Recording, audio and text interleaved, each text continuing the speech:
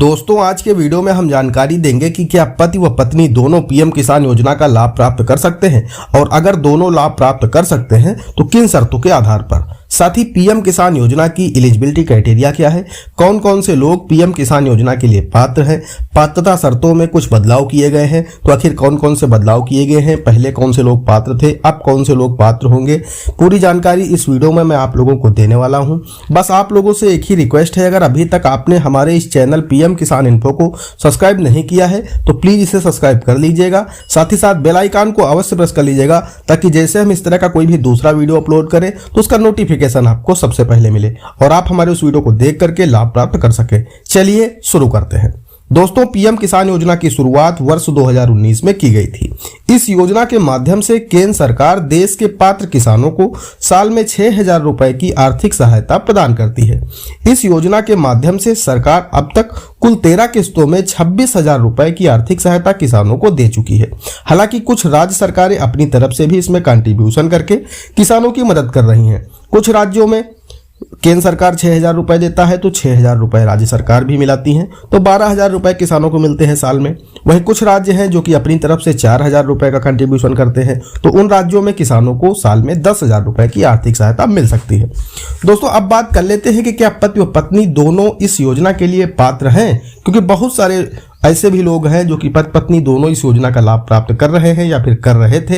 तो जानना बहुत ही आवश्यक है कि सरकार की तरफ से इसके लिए क्या गाइडलाइन है, पति पत्नी दोनों के लिए कौन कौन से लोग लाभ प्राप्त कर सकते हैं, अगर लाभ प्राप्त कर सकते हैं तो किन कंडीशन में प्राप्त कर सकते हैं।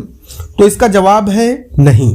सरकार ने पहले ही कहा था कि पति व पत्नी दोनों में से कोई एक इस योजना का लाभ प्राप्त कर सकता है और सरकार ने कहा था कि पीएम किसान योजना का लाभ परिवार का कोई एक सदस्य ही ले सकता है और एक परिवार का मतलब होता है पति पत्नी व उस परिवार में 18 साल से कम उम्र के जो भी नाबालिग बच्चे हैं वो सभी एक परिवार में आते हैं।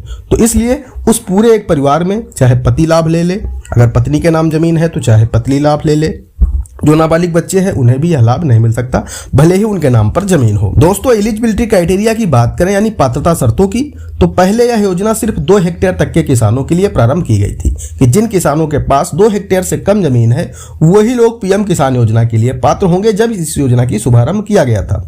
लेकिन बाद में सरकार ने सभी किसानों के लिए कंपलसरी कर दिया था कि जमीन चाहे 2 हेक्टेयर हो या फिर 20 हेक्टेयर हो या फिर 100 हेक्टेयर हो या फिर मात्र 2 बिसुआ हो, लेकिन अगर आपके पास में कृषि योग्य भूमि है तो आप भी पीएम किसान योजना के लिए पात्र हैं।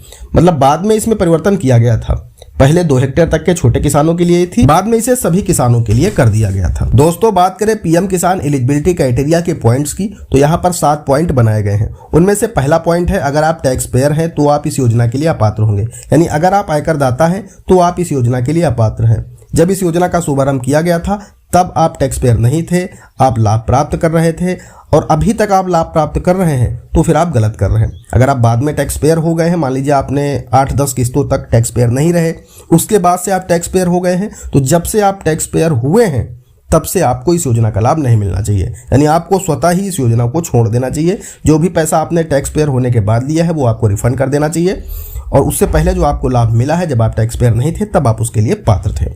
दूसरी शर्त है गवर्नमेंट एम्प्लॉय नहीं होना चाहिए। अगर आप मान लीजिए पहले से लाभ प्राप्त कर रहे थे, बाद में आप गवर्नमेंट एम्प्लॉय हुए हैं, तो जब से आप एम्प्लॉय बने हैं तब से आपको इस योजना का लाभ नहीं मिलना चाहिए। उसके बाद की आपको जो भी किस्तें मिली हैं आपको रिफंड कर देनी चाहिए। तीसरा है अगर आपकी पेंशन रुपये 10,000 से अधिक है तब भी आप इस योजना के लिए पात्र नहीं है। चौथा मैंने आपको बताया परिवार का कोई एक व्यक्ति यानी फिर एक सदस्य ही इस योजना का लाभ प्राप्त कर सकता है। तो आप लोगों को मैंने बता दिया है कि एक परिवार में कौन कौन से लोग आते हैं। पांचवा है किसी राजनीतिक पद पर ना हो। आप किसी भी राजनीतिक पद पर ना हो, राजनेता ना हो, भले ही उसमें ग्राम प्रधान को भी शामिल किया गया है। आप ग्राम प्रधान, सरपंच, पार्षद, मेयर, विधायक, सांसद, मंत्री, इन किसी भी पदों पर आप नहीं होने चाहिए। अगर इनमें से किसी पद पर आप हैं तब भी आपको इस योजना का लाभ नहीं मिलना चाहिए। अगर आप बाद में इन पदों पर गए हैं तो जब से आप इन पद पर गए हैं तब से आपको इसे छोड़ देना चाहिए। जो भी पैसा बाद में मिला है उसे आपको रिफंड कर देना चाहिए। छठा पॉइंट है आप प्रोफेशनल वर्कर ना हो, जैसे सीए, डॉक्टर, एडवोकेट।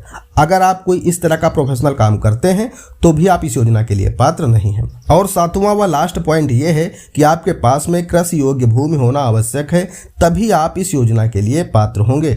अगर आपके पास में इंतखाब पर कोई ज़मीन आवासीय है या मकान बनाने के लिए, दुकान बनाने के लिए आपने ज़मीन ले रखी है और इंतखाब पर आपका नाम है तो भी आप इस योजना के लिए पात्र नहीं हैं। आपके पास में कृषि योग्य भूमि होना आवश्यक है, तभी आप पीएम किसान योजना के लिए पात्र माने जाएंगे। भले ही वो 2 बिसुआ हो, लेकिन कृषि योग्य भूमि होना आवश्यक है।